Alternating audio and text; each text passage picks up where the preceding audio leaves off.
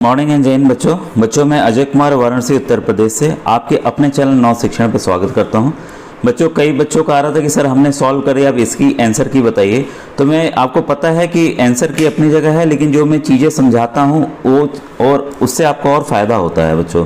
ठीक है, तो ये देखिए मॉडल स्पीड टेस्ट जो 3 है उसके मैं कुछ आंसर्स बताने जा रहा हूँ, और फिर मैट के हो सकता है कि मैं जल्दी से आंसर्स बता दूं ताकि आप अपना मिला सकें। हर एक क्वेश्चन को समझाना बच्चों पॉसिबल नहीं है, क्योंकि अभी ढेर सारे मॉडल पेपर मेरे पास हैं। आज फिर मैं शाम में एक नया मॉडल पेपर आपके लिए डालूंगा, तो उसको आप लोग सॉल्व कर लीजिए बच्चों। और आपको पता है ये जो मॉडल पेपर है वो NMS का है, नेशनल मेंस का मेरिट स्कॉलरशिप, यानी कि राष्ट्रीय आय एवं योग्यताधारी छात्रवृत्ति परीक्षा, और ये हर एक राज्य के बच्चों के लिए उतना ही इंपॉर्टेंट है। तो आइए आज का ये जो आंसर की है मैं साइंस से स्टार्ट करता हूँ बच्चों। पहला क्वेश्चन आपके सामने दिख रहा है 91। इंद्रधनुष के 7 रंगों के बीच की पट्टी का रंग क्या होता है? अब देखिए ऐसे आप याद करने जाएंगे तो बहुत दिक्कत होता है। जो 7 रंग है देखिए ऐसे ही बटे हैं, विव ग्योर। ठीक है, विव ग्योर याद रखिएगा code, violet, indigo, blue, green, yellow, orange और रेड। ठीक है, तो बीच का देखिए 3 इधर 3 इधर, बचा क्या बीच में? ग्रीन। ठीक है, तो क्या उत्तर होगा? हरा। तो देखिए अगर मैं डायरेक्ट उत्तर बता देता, आपको याद करने का यहाँ तरीका भी बता देता हूँ, या कोई पूछ ले आखिरी रंग क्या होगा उस छोर से, या इधर से क्या होगा, या तीसरा रंग कौन होगा, तो अलग अलग 10 सवाल इससे बन सकते हैं। ठीक है, तो अगर आप, इसलिए मैं देखिए आंसर की देता तो ये सब चीज़ें आपको नहीं पता चल पाती, कि और भी प्रश्न जो बन सकते हैं इससे वो आप जान पाते हैं बच्चों। ठीक है, क्वेश्चन नंबर 92। ध्वनि की आवृत्ति से तात्पर्य है वस्तु में कंपनों की संख्या। ठीक है, एक सेकंड में कितना कंपन कर रहा है वो ध्वनि की आवृत्ति या फ्रीक्वेंसी होती है। इसीलिए फ्रीक्वेंसी क्या होती है? 1/T होती है बच्चों। ठीक है, अब देखिए 93।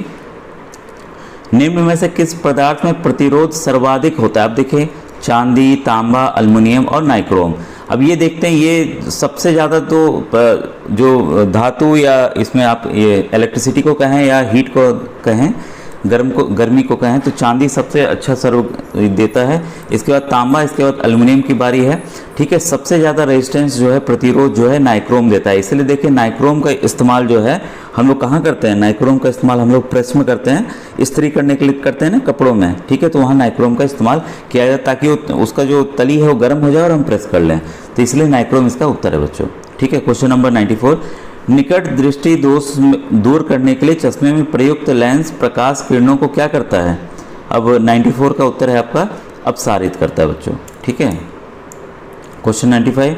विशिष्ट ऊष्मा की इकाई है, तो विशिष्ट ऊष्मा की इकाई जो बच्चों है वो कैलोरी प्रति ग्राम है। मायोपिया में कौन सा लेंस प्रयुक्त होता है?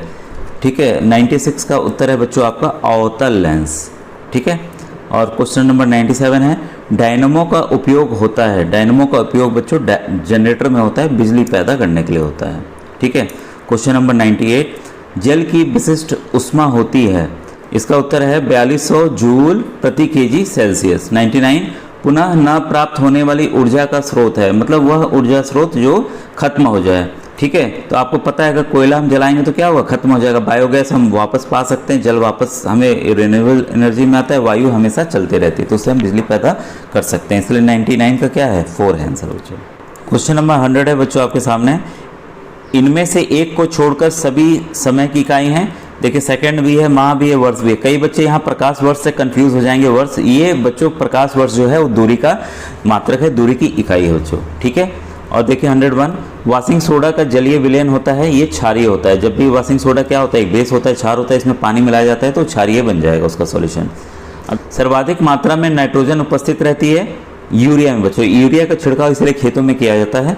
पीतल में होता है, तो पीतल किसका मिश्रण बच्चों? तांबा और जस्ता का है। इसको एकदम याद के लिए कई बार आता है, कंफ्यूजन नहीं होना चाहिए इसमें। 104 है परम शून्य ताप होता है, इसका मतलब होता है कि इसके नीचे और माइनस नहीं जा सकता है। ठीक है, मतलब ठीक है, इसका उत्तर क्या है? -273 डिग्री सेल्सियस। ठीक है, इसका मतलब ये -275 अचीव ही नहीं हो सकता है। जो सबसे माइनस वाला तापमान है वो -273 है बच्चों। ठीक है, 105 है कौन सी धातु मिट्टी के तेल में रखी जाती है? आपको पता है ये काफ़ी कॉमन क्वेश्चन है, सोडियम रखा जाता है। अगर सोडियम को पानी में जैसे डाला जाएगा तो उसमें आग पकड़ लेगी। तो इसके अलावा एक और तत्व है बच्चों, धातु है, जो कि है पोटेशियम। ठीक है, इसको याद रखिएगा, इसको भी मिट्टी के तेल में रखा जाता है, काफ़ी रिएक्टिव होता है। पेनिसिलिन की खोज किसने की? कई बार आया हुआ है, अलेक्जेंडर फ्लेमिंग ने की। पेनिसिलिन क्या है? एक तरह का एंटीबायोटिक है। तो याद रखिएगा। किस विटामिन की कमी से रतौंधी होता है, ये भी काफ़ी वीडियोज़ में मैंने बताया, विटामिन ए। विटामिन ए की कमी से रतौंधी या इंग्लिश में कहें तो नाइट ब्लाइंडनेस होता है। अचुंबकीय पदार्थ है, तो अचुंबकीय पदार्थ जो खींचे ना, चुंबक जो खींच ना सके, निकल, लोहा और कोबाल्ट, ये जो हैं अचुंबकीय हैं, ये चुंबकीय पदार्थ हैं, इसको खींच सकता है चुंबक। सोना जो है अचुंबकीय है, इसको जो है चुंबक खींच नहीं पाता है। आग बुझाने में सहायक गैस है। देखिए आग में सहायता कौन करता है, ये भी सवाल याद रखिएगा। आग को ऑक्सीजन जो है वो आग जलाने में सहायता करती है, और आग बुझाने में कौन सी सहायक गैस होगी, उल्टा ये है बच्चों कार्बन डाइऑक्साइड। CO2 जो है आग बुझाने में सहायता करती है, ठीक है, ये ऑक्सीजन को वहाँ से हटा देती है, ताकि वो ऑक्सीजन नहीं मिलेगा तो क्या होगा, आग अपने आप से बुझ जाएगी। ठीक है, तो उत्तर क्या है इसका 3। अब देखिए 110 है, हवा के संपर्क में आने पर तत्व का टुकड़ा जो है जलने लगता है। नाइट्रोजन, कार्बन के जिंक, ये है बच्चों फास्फोरस। एक और प्रश्न बना देता हूँ इससे। फास्फोरस, ये देखिए आता है सवाल कि माचिस में किस तत्व का इस्तेमाल किया जाता है, तो फास्फोरस का इस्तेमाल किया जाता है, तो इसको भी आप नोट डाउन कर लीजिएगा। 111 है, चूने के ताज़ा पानी की दुधिया करने वाली गैस कौन सी है, तो ये है बच्चों कार्बन डाइऑक्साइड। कार्बन डाइऑक्साइड जब लाइम वाटर में किया जाता है तो मिल्की बन जाता है, यानी कि दुधिया बन जाता है। संघनित जल वाष्प है, तो ये आपको पता है, ये है हमारा वर्षा जल, रेन वाटर है। अब 113 है, शुद्ध जल का क्वथनांक होता है, तो ये बच्चों आपको पता है 100 डिग्री सेंटीग्रेड होता है।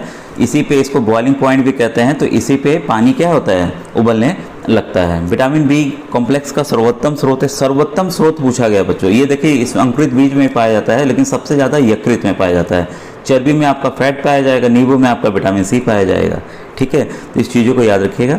115 है, आपका अमाशय में पाचक रस का स्रावण करता है, तो इसका उत्तर है बच्चों आवरण उत्तक।